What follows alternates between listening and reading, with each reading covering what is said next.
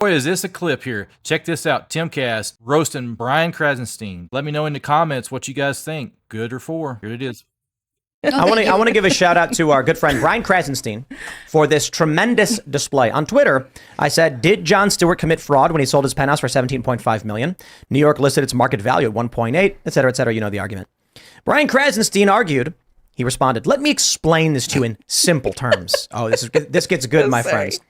Jon Stewart sold his property to someone who wanted to pay $17.5 million for it. I'm going to pause there and just try to explain this to Brian in simple terms. Brian, when you lie about the value of something and trick someone into paying for it, there is a fine line between fraud and not fraud. I am not literally saying Jon Stewart committed fraud. I think he's allowed to value his own property at whatever he wants and sell it. The argument is, tongue in cheek in this regard, that Jon Stewart knew the government assessed the value of his building at 1.8 million and he sold it for 17.5 anyway, therefore artificially inflating the value. You see the point I'm making? It's based on the Democrat logic. He says Donald Trump lied to banks and financial institutions not only about the value of his properties, but about how much they were earning, the size of the properties, the number of units that could be built on the properties in order to deceive them into taking risks they should not have taken and lending him money they would not have lended him. One case is someone selling a property over the state's estimated market value because demand is there, with both parties entering the agreement knowing the terms. We don't know that. Do we know that the buyer knew what the assessed value was? I'm assuming they did. The other is called fraud and was on a massive scale. I got to pause you there. The banks did their own due diligence and argued there was no fraud. Furthermore, none of two even matters because there was no trial. You can argue anything you want about what you claim Trump did, but you have never proven it in a court of law. The judge had there was a summary judgment issued. Trump was declared to have committed fraud without presenting any evidence at trial nor defense. So you don't get to just assert a thing is true unless you prove it in court. And unfortunately for you, your psychotic Engoron judge didn't allow that to happen. So you live in crackpot cult world where you let despots bang a gavel and strip people of their property. But it gets better. You see, I responded to our good friend Brian saying, Brian, let me help you. Because I know it's hard to Google. Jon Stewart argued on his show that paying taxes on a lower assessed value, then claiming a higher market value, is fraud. To which I posted the quote. The Attorney General of New York knew that Trump's property values were inflated because when it came time to pay taxes, Trump undervalued the very same properties. It was all part of a very specific real estate practice known as lying.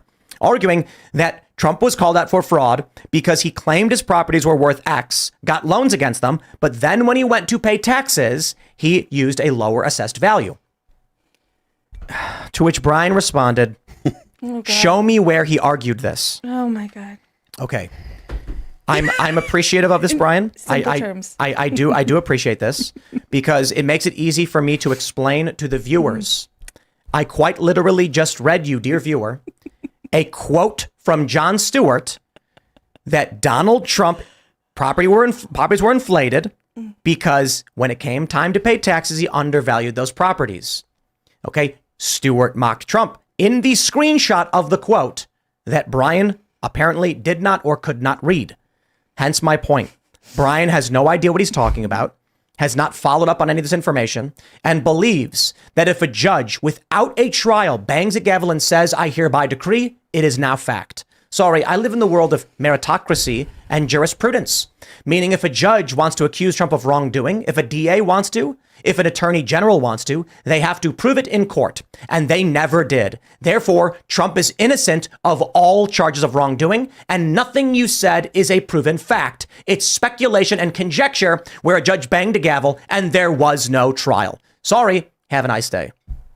You're fired. There we go. There's my rant on Trump did nothing wrong. The other day, Brian tweeted something about, I forget what the tweet was, but it was just about in support of Biden. And I was like, you supported Biden forever. And he was like, show me where. And I'm like, what? So then me and a bunch of people just inundated him with all these times that he supported Biden's, the left's kind of craziness. And then he didn't say anything back. And I wasn't surprised because. Yeah, they just don't respond. If I ever say anything to them, they don't even they don't even respond. And I'm just like, fine by me. He always the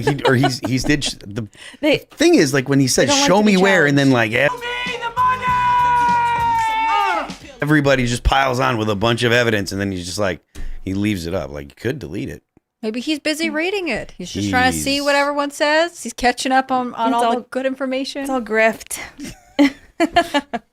Hannah's like, I can't even take this guy seriously at all. Well, as you know, I'm super active on Twitter. I'm very good at this. But no, I mean, it's one of those things where you can like log out of the conversation when you decide the other person, you can pretend you didn't see the post where they're right. And you can be like, well, it's fine. I got the last word, And my posts on Trump my post about Jon Stewart was not to make any argument on the veracity of whether Trump did or did not inflate vows, and none of that. None of that really matters to me because there's never a trial. You're trying to show the hypocrisy. It's plain that Jon for Stewart's anyone to see. misleading people. Yes. And of course, the Krassensteins are known for this, deflecting and redirecting to a different argument so that you're no longer arguing the initial point. But did you guys know that the